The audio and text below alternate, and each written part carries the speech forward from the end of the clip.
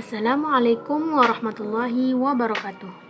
Hai, perkenalkan nama saya Dina Yulia Putri, NIM 1914080015. Dalam video kali ini, saya akan menjelaskan materi tentang biooptik. Pengertian biooptik. Biooptik tersusun atas kata bio dan optik. Bio berkaitan dengan makhluk hidup atau zat hidup atau bagian tertentu dari makhluk hidup. Sedangkan optik dikenal sebagai ilmu fisik yang berkaitan dengan cahaya atau berkas sinar. Struktur dan fungsi organ mata. Struktur mata diantaranya supersilia atau alis, silia atau bulu mata, palpebra superior yaitu lekukan di bagian kelopak mata atas, pars supratarsalis yaitu kelopak mata kecil yang berada di atas bulu mata, pars tarsalis yaitu kelopak mata yang berada di bawah alis, palpebra inferior yaitu kelopak bawah, rima palpebra yaitu garis yang terbentuk ketika kita menutup mata, angulus oculi yaitu sudut mata, limbus palpebra, caruncula lacrimalis, papilla lacrimalis superior, pamila lacrimalis inferior atau puntung lacrimal, tunica conjunctiva, dan fornix conjunctiva. Sel-sel reseptor khusus yang memiliki fungsi untuk mengenali perubahan lingkungan yang sedang terjadi. Ditinjau dari fungsinya, sel-sel reseptor ini sendiri dibagi menjadi dua, yaitu interoseptor dan eksoseptor. Interoreseptor ini berfungsi untuk mengenali perubahan-perubahan yang terjadi di dalam tubuh, sedangkan eksoreseptor berfungsi untuk mengenali perubahan-perubahan lingkungan yang terjadi di luar tubuh. Peran cahaya dalam penglihatan manusia. Cahaya memantulkan objek dan mengirim pada garis lurus menuju mata. Cahaya melalui kornea menuju pupil dan diteruskan ke lensa mata. Kornea dan lensa membelokkan atau membiaskan cahaya agar tidak difokuskan ke retina. Fotoreseptor pada retina mengkonversi cahaya menjadi gelombang elektrik. Gelombang elektrik melalui saraf optik menuju otak. Lalu otak memproses sinyal-sinyal itu menjadi sebuah bayangan. Prosesan informasi ke mata. Pertama, persepsi visual adalah proses interpretasi cahaya yang masuk ke mata menjadi informasi visual yang spesifik di otak. Cahaya mengalami refraksi melewati pupil dan mencapai retina. Terjadi perubahan energi cahaya menjadi aksi potensial di retina. Sinyal yang terbentuk diteruskan ke nervus opticus, chiasma opticus, tractus opticus, corpus geniculat lateral, dan cortex cerebri. Proses kerja alat bantu melihat pada manusia. Sistem optik yang paling penting bagi manusia adalah mata. Di depan lensa mata terdapat selaput yang membentuk suatu celah lingkaran. Selaput inilah yang disebut dengan iris dan berfungsi memberi warna pada mata. Celah lingkungan disebut pupil.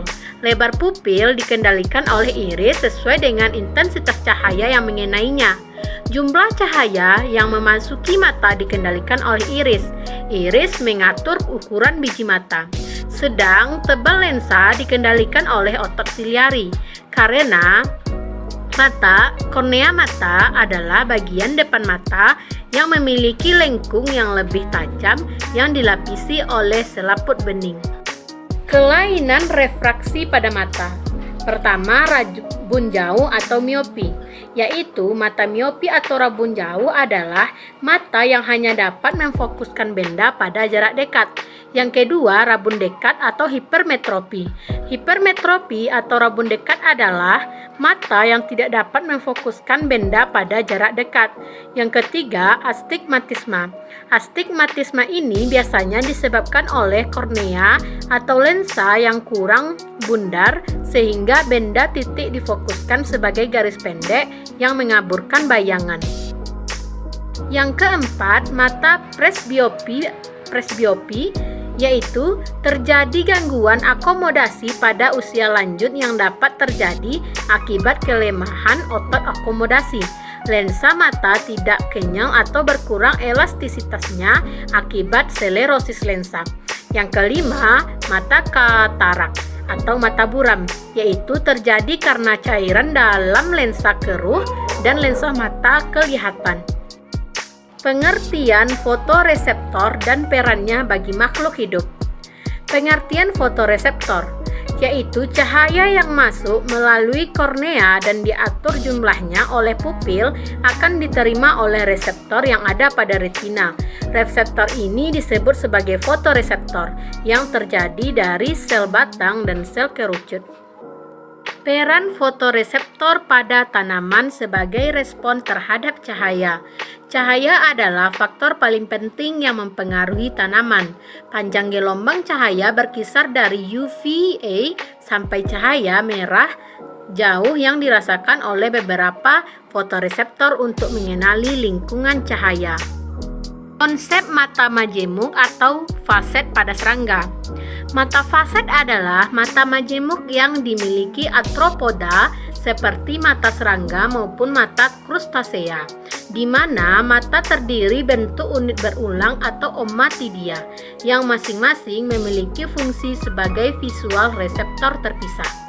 Umumnya, gabungan penglihatan tersebut akan menyerupai gambaran mosaik atau kepingan-kepingan yang menyatu, mirip ilustrasi dari Hearthstone atau gambaran titik-titik yang biasanya ada dalam majalah maupun surat kabar.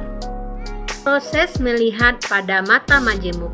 Adapun proses melihat pada mata majemuk yaitu setiap ommatidium akan menyumbangkan informasi penglihatan dari satu daerah objek yang dilihat serangga dari arah yang berbeda-beda.